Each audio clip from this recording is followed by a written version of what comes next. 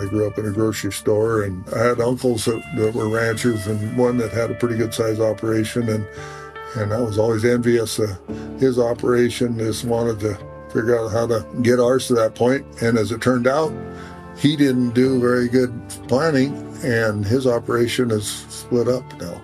So there you go. Again, it's an ongoing process, and it's something that takes dedication. It's about like a marriage. Welcome to Reframing Rural. I'm Megan Torgerson.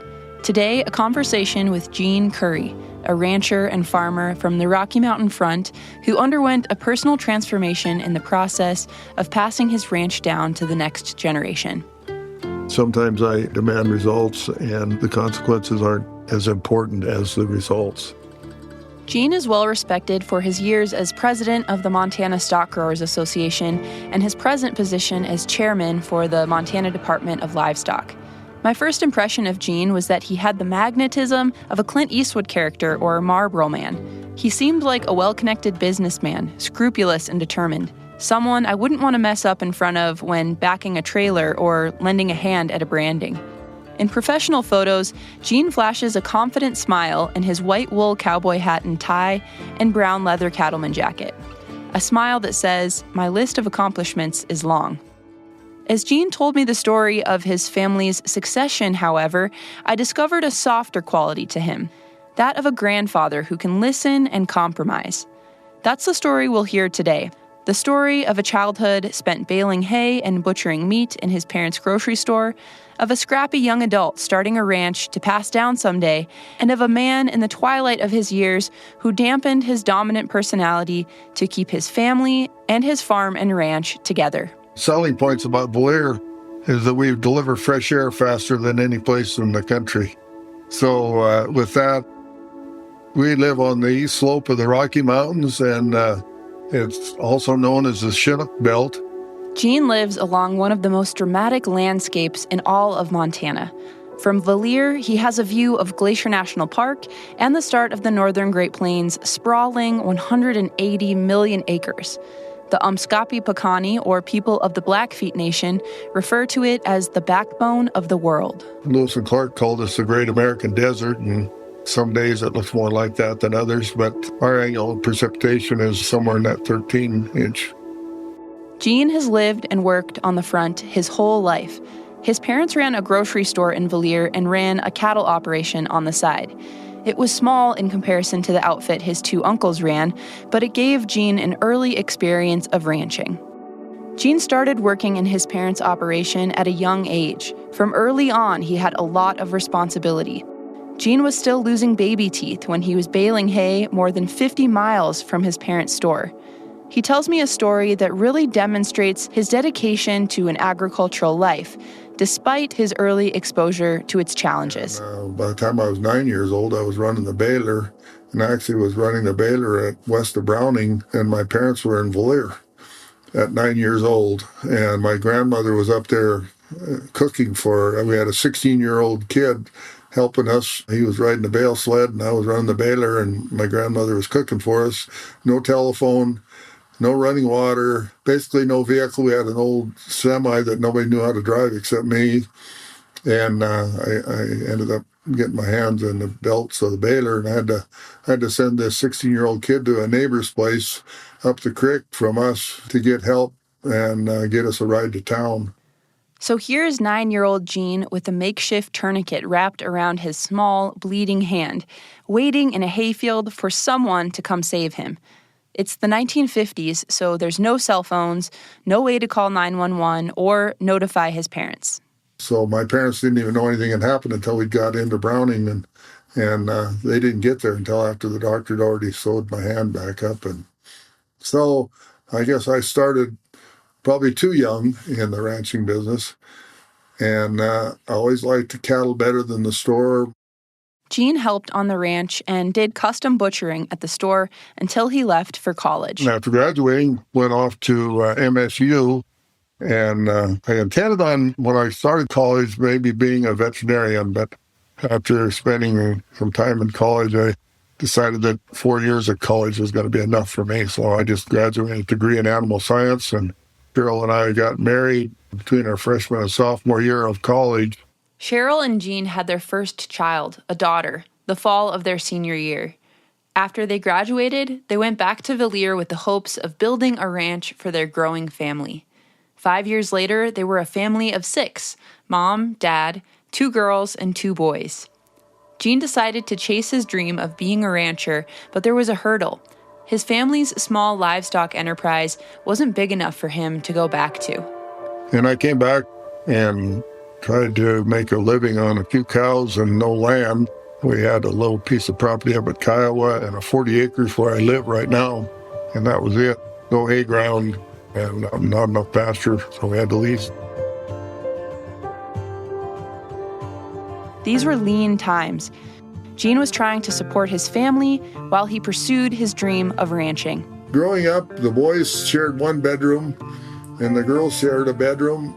Actually, when they were young, all 4 of them shared one bedroom. There was wall-to-wall beds. We had a set of bunk beds and a trundle bed, and when you pulled out the bottom bed of the trundle beds, they just about touched the bunk beds. And in the mornings when it was cold, their kids' blankets would be frozen to the wall. So that was in the early 70s when, things were a little tight. Jean had to make a decision. He wasn't making ends meet with a small herd and a few acres, so he pivoted.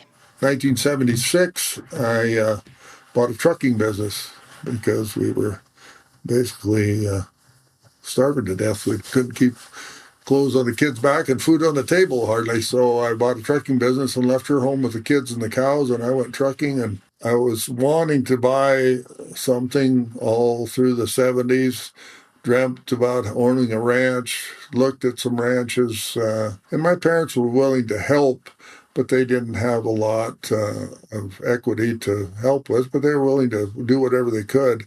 Eventually, Jean's dream began taking shape. He built a ranch from parcels sold in foreclosure sales, land that became available because of failed succession or the economic crisis of the 80s. My first opportunity at buying land was in 88. I had put some hay up on a place for some farmers from east of Conrad, and I leased a pasture on the place one summer, and they decided they wanted to sell it and gave me the opportunity to buy it. I had no money. They had a cousin that was a lawyer, and there was 3 brothers, lawyer and myself, sat in a lawyer's office and negotiated a deal, and I ended up buying first piece of property with nothing down.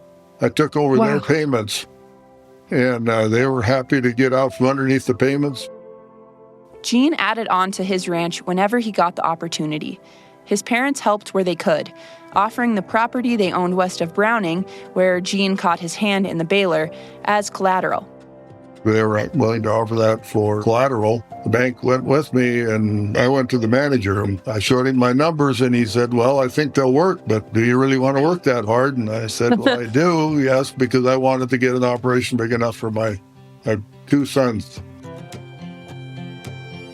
That was the dream. Jean didn't inherit a ranch. He had to work overtime, ranching, and trucking, then wait patiently for opportunities to purchase land.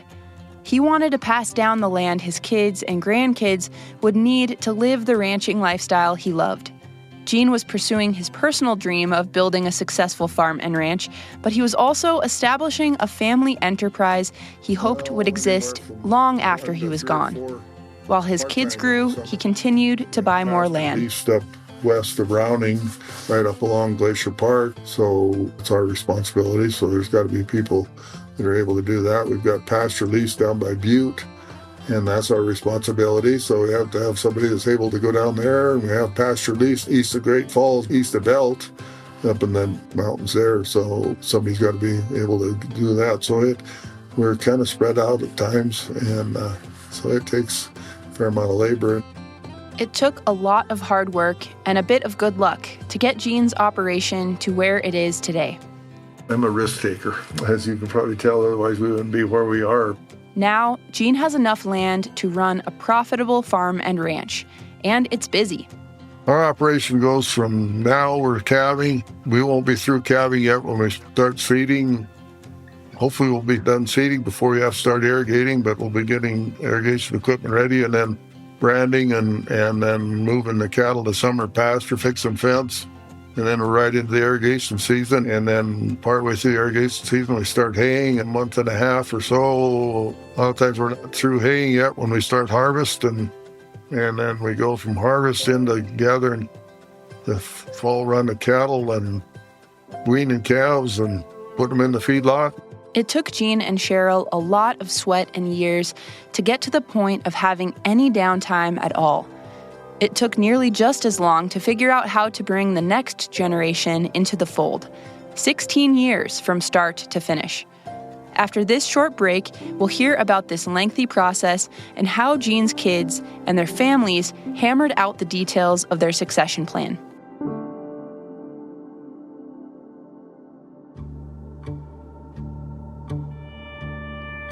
This season of Reframing Rural is produced in collaboration with WINIT ACES, which stands for Agricultural Community Enhancement and Sustainability. The mission of the WINIT ACES is to strengthen their community by enhancing the health of their land, economy, and traditions for generations. Season 4 Succession Stories is supported by the Plank Stewardship Initiative, World Wildlife Fund, Headwaters Foundation, and American Farmland Trust.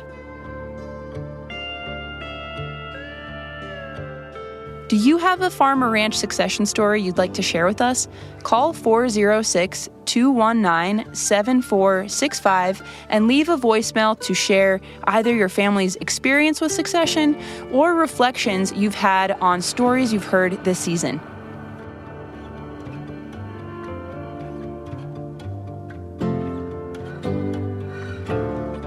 Gene first started their succession planning process when he and his wife were in their 50s and their kids were in their 30s.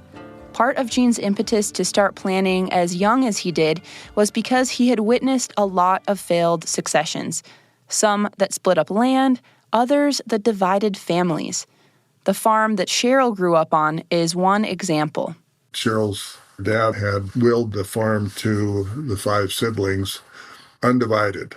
And as my first piece of advice to anyone that's working on an estate plan, do not do that to your children. Because children, they love each other and they all grew up together, but they all left home and they all have their own vision. And I'll guarantee you, if you got 5 siblings, there's 5 different visions for what should happen. And when Cheryl's family farm came up for lease and we started leasing with us from the siblings, we leased it for 19 years from them, and it just progressively got a little bit more tense. And that's why we finally ended up selling the farm. But it really affected family relations in that family because, it just happens. And it happens way too often. And I saw that firsthand, but I'd also seen some operations around here. The farmland that I bought the sheriff's sale, growing up in Valier, I looked at that family and thought they had it made. There was excellent farmland. He farmed in the summer. He had a cabin over at West Glacier on the golf course, spent time over at West Glacier in the summertime, came back and farmed, just a gentleman farmer. And I don't know the transition, from the outside looking in, but I just know that he had 3 children. They ended up running the farm, kind of taking it from their dad. Somehow, I don't know the transition, but I ended up buying that at sheriff's sale. And it happened within a 10-year time span, probably, that operation went from what I thought was the premier operation, or one of the premier operations in the area, to bankruptcy. Having witnessed bankruptcies and going through the experience with Cheryl's family, they wanted something different for their kids. So my goal, after seeing that, Cheryl's and my goal, we talked about it a lot. We want our children to be able to sit down at the Christmas dinner table together and enjoy each other's company, and then not just at Christmas, but at Easter or 4th of July or someone's birthday, be able to have a wonderful time together and not be concerned over who got the best end of the operation or how mom and dad's estate's going to be split. So that was our impetus. Keeping his family together is very important to Gene. His kids are all close in age and were close growing up. It's not an experience Gene had. and it's one he hopes his kids are able to maintain.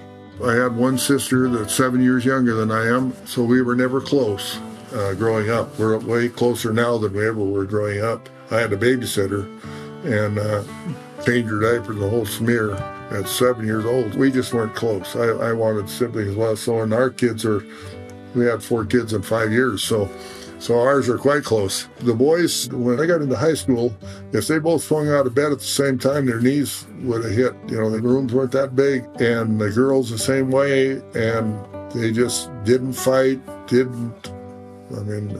only furniture they'd ever got broke around our houses when I'd be wrestling with the boys. But, they got along really well. They were just everything I dreamt about as being a youngster, my children were. So it seems like you were more interested in your family staying together than your ranch staying in your family. Well, at that time, while I was in Stock Growers, they put out a book. It said, "The weak turned back, the cowards never started. But the ones that came persevered and built a ranch and a legacy," and I have that desire for that legacy. I really do. I hope that this ranch stays in our family forever, and that's a lofty goal and one that I have no control over, but it's an ongoing process, and it's something that takes dedication. It's about like a marriage. The only way marriages last and are successful is if both people are committed and are willing to overlook some of the issues that other people aren't willing to overlook. Nobody's perfect. No operation's perfect, and there's always going to be a difference of opinion. If there isn't a difference of opinion, it's probably going to be a fairly stale operation. To protect the legacy he worked so hard to build, Gene started educating himself on the nuts and bolts of succession planning.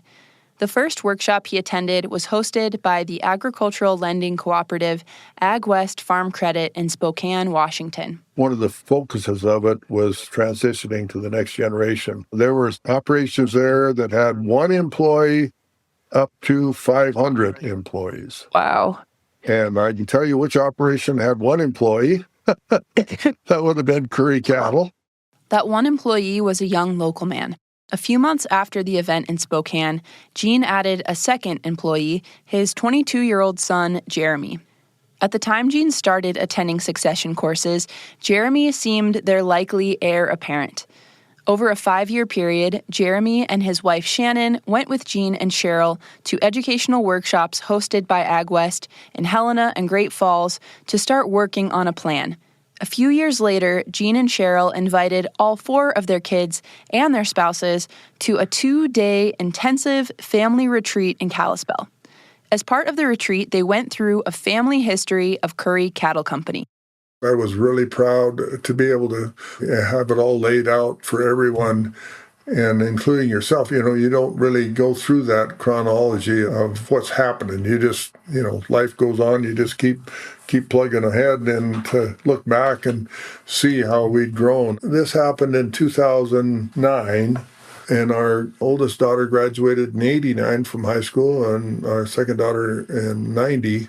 So, it was 29, 30 years after that we had this gathering, and a lot had changed.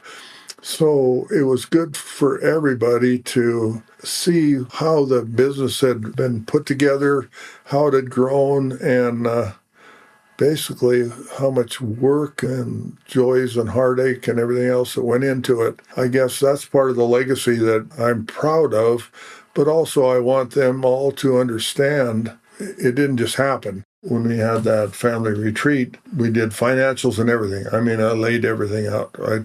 They knew exactly how much money we owed, what the net worth of the opera. Everybody that was there saw it all. They helped build it, and they deserve to see what we built. And that also was an opportunity to transition into the next step of what's going to happen upon our death. I imagine it wasn't the most comfortable thing to sit down as a family and talk about death and money. They can be such emotionally fraught and taboo subjects, but the Curry family didn't shy away from the discomfort. My family was the same way.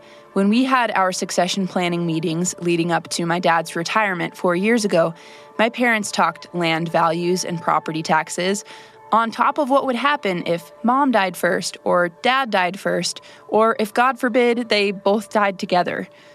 Amid these sobering conversations, my parents also shared histories of the land. That was my favorite part of our succession planning process. They talked about land like the 3/4 section we call White's. It was the first piece of ground they bought from an old farmer named Jim White. In 1984, when Dad drove to Jim's house in town to sign a contract for deed, Mr. White threw in a globe, a fur coat, and a saxophone to sweeten the deal. That's the same tenor sax I played in junior high band. Succession planning doesn't have to be all brass tacks. Story can also inform how land changes hands. Stories can open us up for vulnerability and conversation. Openness is way better than trying to spring a surprise on people, because those surprises are always the ones that cause the hard feelings. And if there's hard feelings over the open process, you still have an opportunity to try and either figure out how to soothe those hard feelings or work around them. But when the will's read and there's hard feelings, it's written and it's done.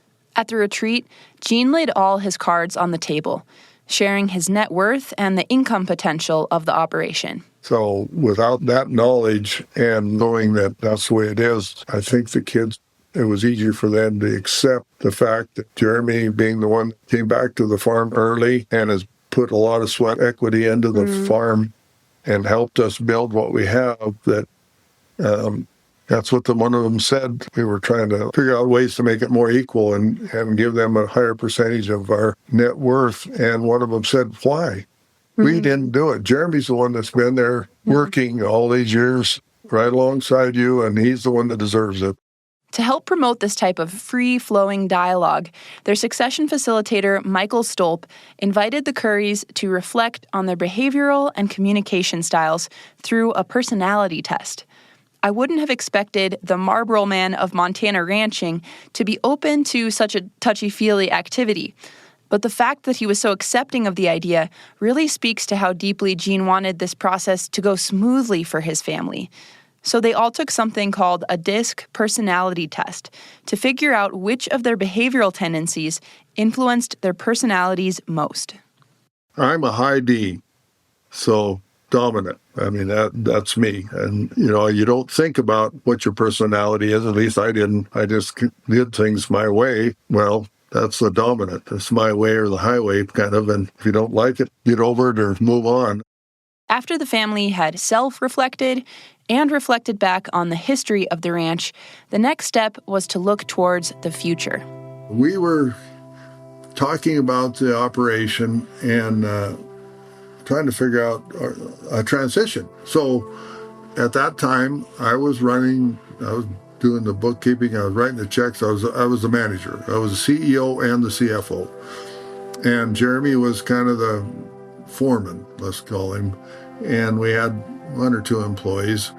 But I just made the statement that in order to make this transition work, if I'm going to step out of the picture and Jeremy's going to step into my CEO, CFO, someone probably needs to be in the management area, somebody that really has some skin in the game, somebody that'll take a real interest in the operation. And at that time, we had a young man kind of in mind. Well, about that time, Jeremy's brother says, what about me? More about Jeremy's brother Scott throwing his name into the hat for ranch manager after this short break. This episode was produced with support from AgWest Farm Credit. AgWest knows agriculture isn't just a business, it's a way of life. They deeply understand the needs of ag businesses, whether your operation is large, small, or somewhere in between. Stop by a branch near you or visit agwestfc.com to learn more. AgWest is an equal opportunity provider, employer, and equal housing lender.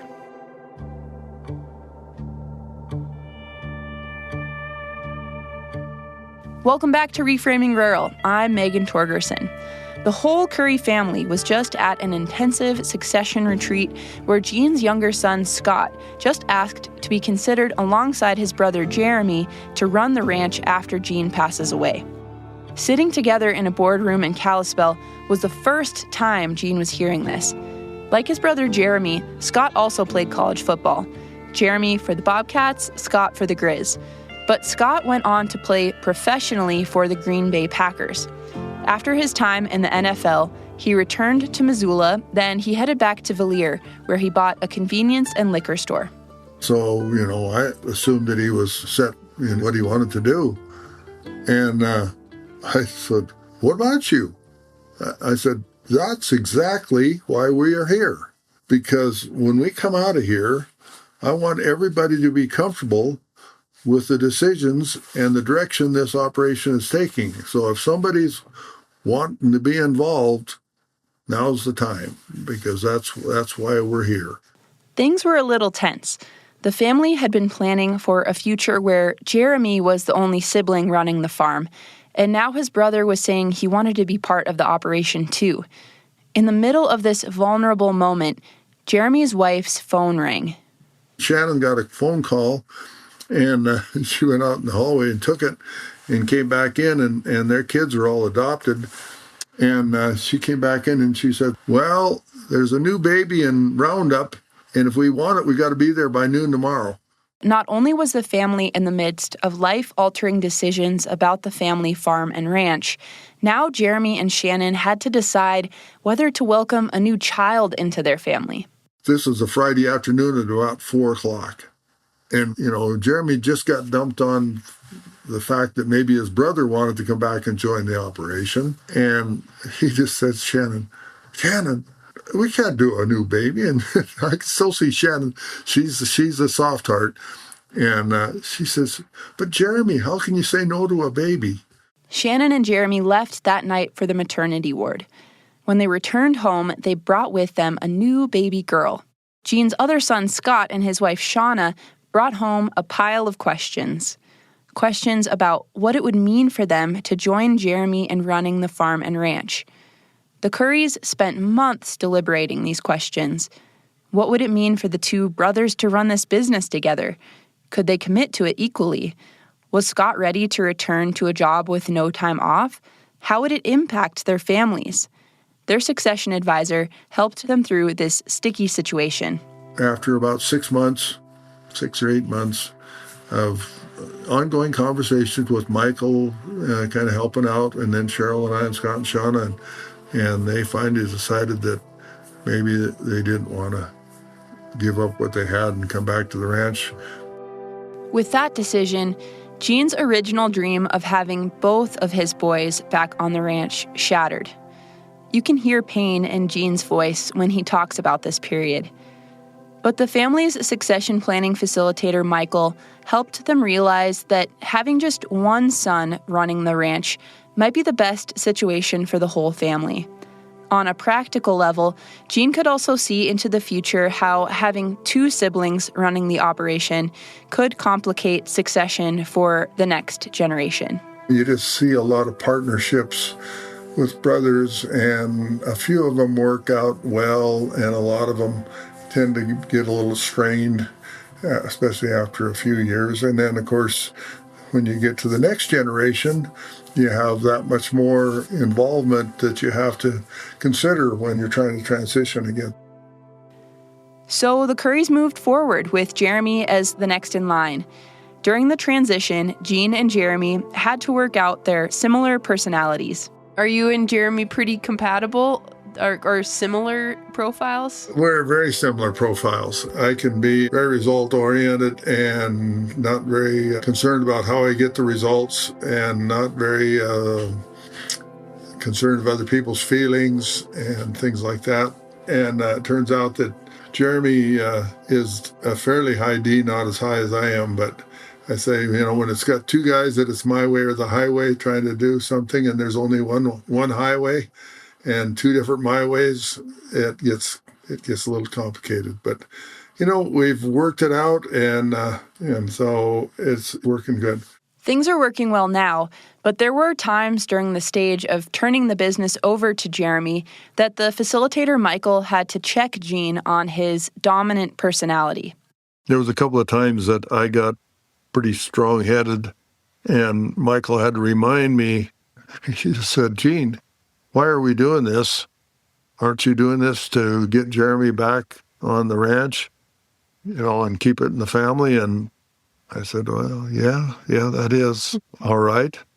Then kind of act like it, and don't be." Because one of the things I read in my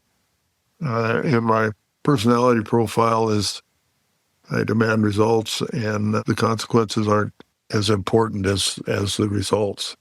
Mm-hmm. And so, he just basically smacked me alongside the head, verbally, and said, "Gene, figure it out. If you're going to keep your son here, you got to keep that in mind and figure out a way to do it." Gene gives their succession facilitator, Michael Stolp, a lot of credit for keeping Curry Cattle Company in his family. He gets emotional just thinking about what could have happened had Michael not served as mediator. I was at a seminar at Stock Growers here a couple years ago, and I got up and just made a statement because a lot of the people were there. Most of the people there were just trying to figure out whether they wanted to do it, how they were going to do it, and I just made the statement that if it wouldn't have been for Michael and this planning, I don't think Jeremy would be here today. And that, to me, is sad, to think that I could have driven my son away that I wanted. The reason I built this operation was to turn it over so that my sons would have a better opportunity to ranch than I had. And then to think that, with a couple of missteps on my part, it maybe wouldn't have happened. And so one of the people that was there told Cheryl afterwards, said, "Well, Gene his voice cracked a little bit." And it did, because and it is now, because I just think that family is so important, and at times my personality didn't allow me to be as open-minded with family members as I should have been, and thank goodness Jeremy had just as stubborn a streak as I do and stuck around through it all.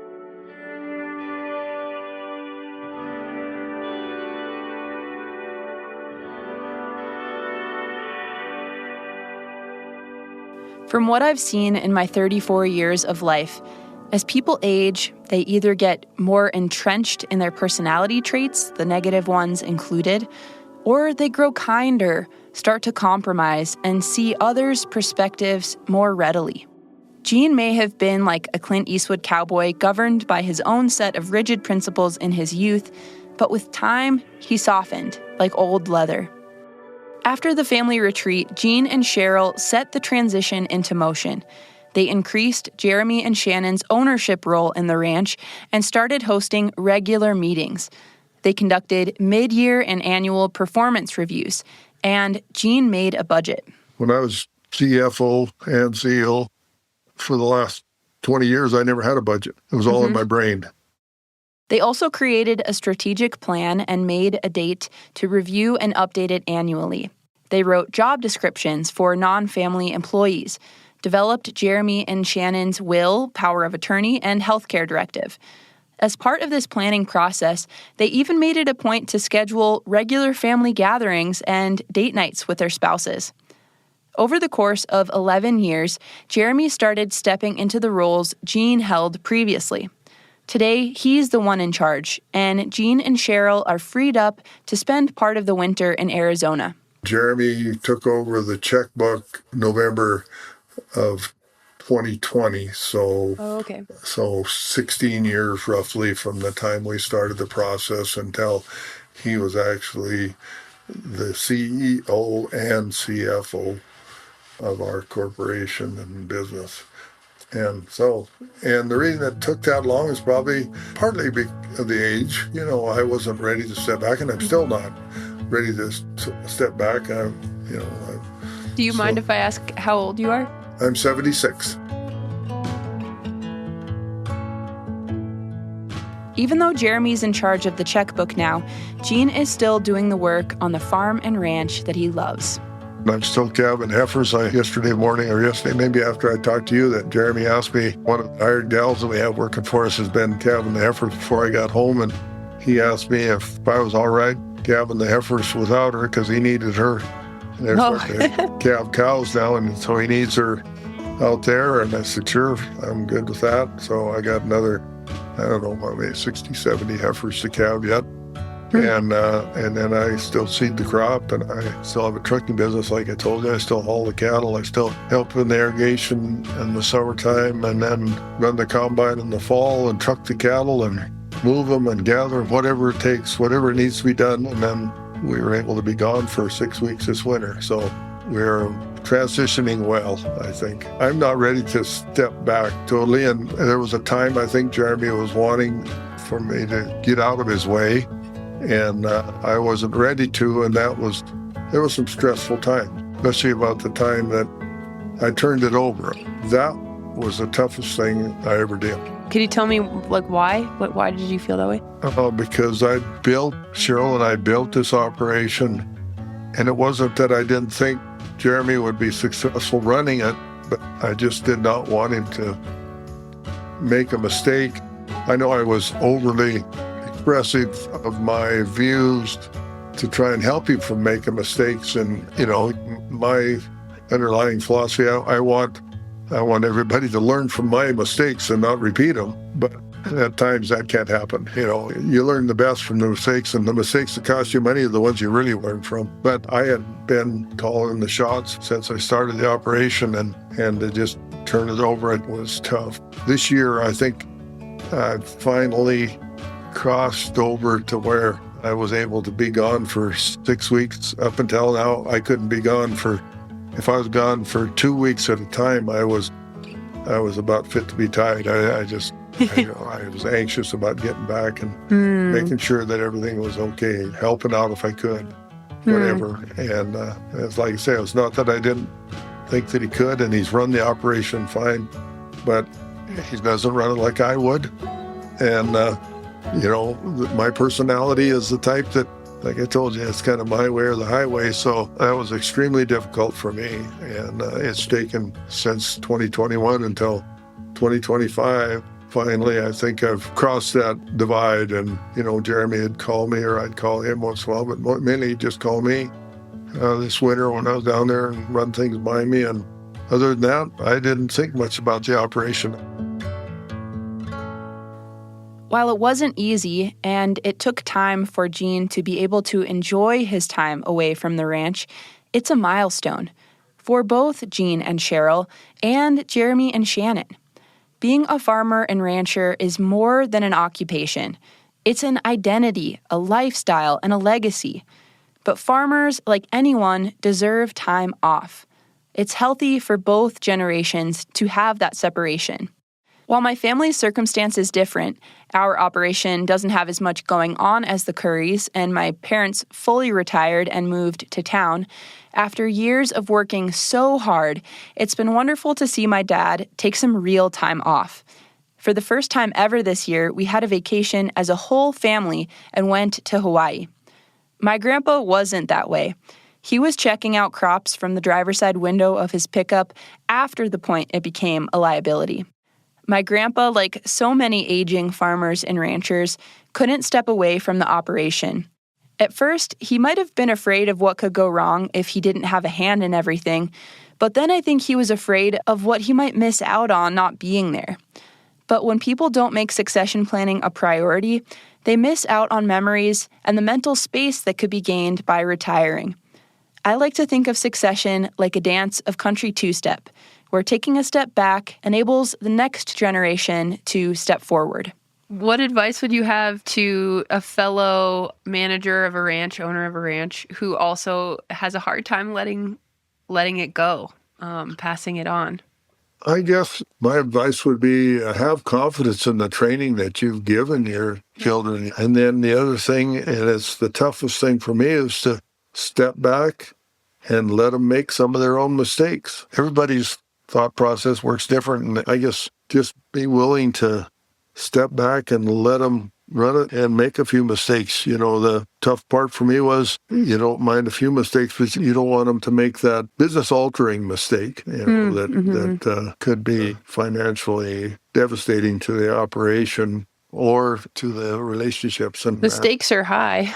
Yeah, that's for sure. They are. Yeah. And, most of the time you get a second chance, but not always. And the other thing is get it written down. Because if it isn't written down, it didn't happen. And get a will. Wills, they're fluid. You can change them anytime. But if you don't have one, the state of Montana or somebody else is going to make it for you and make the decisions that you didn't make and wouldn't have made if you'd had the opportunity to make them. That's the advice I have. Gene shares his experience navigating succession where he can. He tells a story of talking to his friend Brad, who's a little bit older than him, and who was flabbergasted by Gene's move to let Jeremy take over. When I turned the checkbook over, he just couldn't believe that I'd done that because he said he'd lose control.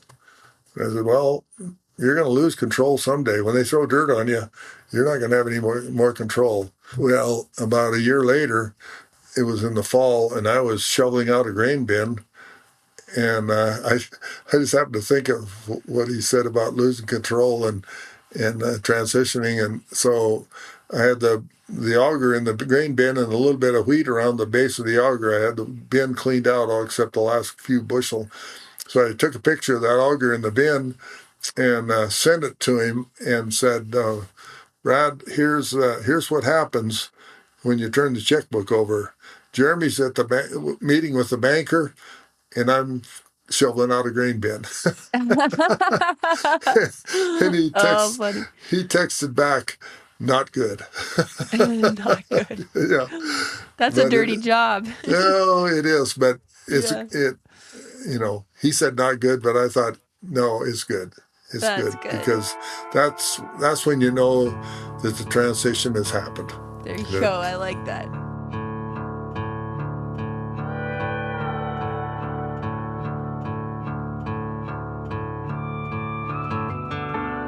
When Gene shared this story, it reminded me of my dad's last fall farming. Dad was inside a flat-bottom grain bin, sweeping wheat into the auger while coughing up grain dust that snuck in through his N95. I stood outside, peeking my audio recorder in through the tiny door, feeling guilty I wasn't helping him, but trying to document the sound of his final days as a farmer. Dad ducked down to make it through the mini door, then took a puff of his inhaler and breathed the clean, wet air of early fall. Part of me was glad he didn't have to do this dirty job anymore. But part of me was worried he may not feel the same sense of purpose that being a farmer and rancher provided. I think that's what makes some farmers hang on too long. Some never will let go. Others will step back to watch the transition take place. That's the best case scenario. And to get there, producers need to be brave and have hard conversations. This season has illustrated what it takes to get to a transition that works for the whole family and the whole farm or ranch. In Malta, the Hammonds were forced into succession planning when a medical diagnosis upended their vision for the future. As you'll hear in the next episode for the Brewskis and Ekalaka, it took a persuasive young couple to convince the dad and father-in-law to join them at a succession planning retreat. Despite any earlier reservations or feet dragging, in the end, all the families interviewed for this season, of both the incoming and outgoing generations, have become evangelists for intentional succession planning. What sticks with me is their willingness to brave the unknown with people they care about most. These families have told me the hard conversations become more comfortable with time, and it seems to me those conversations are the only way they can hold on to their farms. The only way the next generation has a chance to make a life on the land.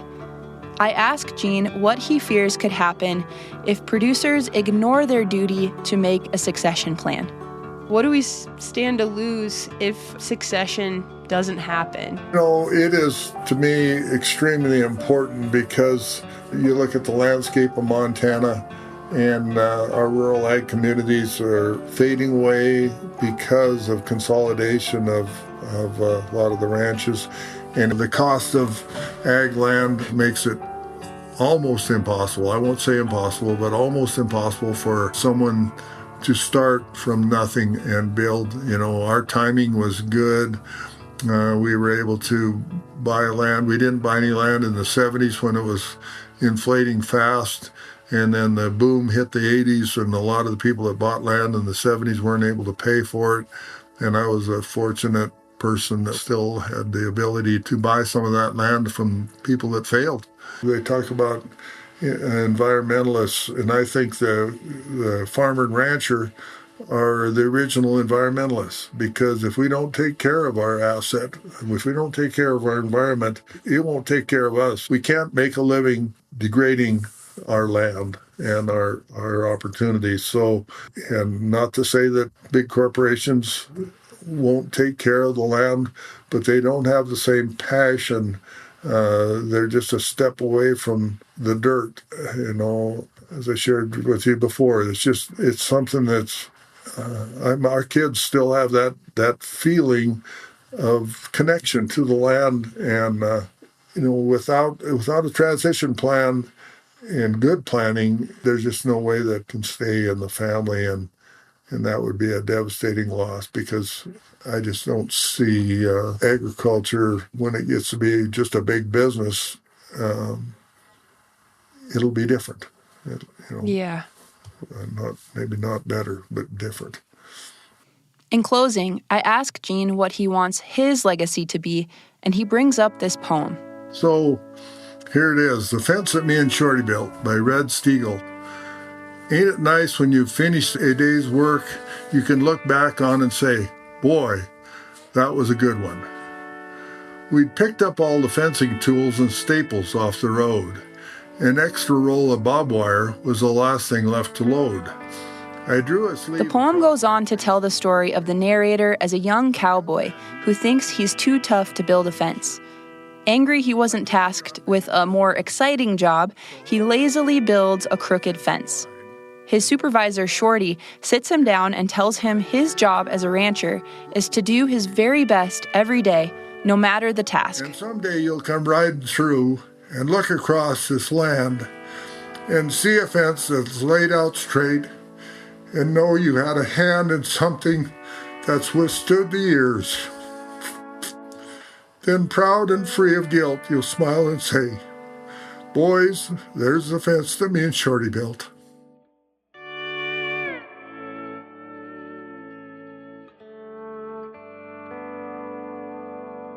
I can see that looking back on his family's succession plan, Gene feels the same way the cowboys in the poem would looking back on their fence. Gene put aside his ego, and at every turn, he did the very best he could. He always did what was right by his family. And now he can look back with pride on the way he's leaving his farm and ranch to the next generation. Sorry about that, but that's kind of my philosophy. And I try not to get emotional, but sometimes I do, because that's just, to me, that's a solid life's lesson. And if we can all kind of remember that and be proud of what we do, everybody's got a different thing they're going to be proud of, but if we're proud of what we do, life will be fine.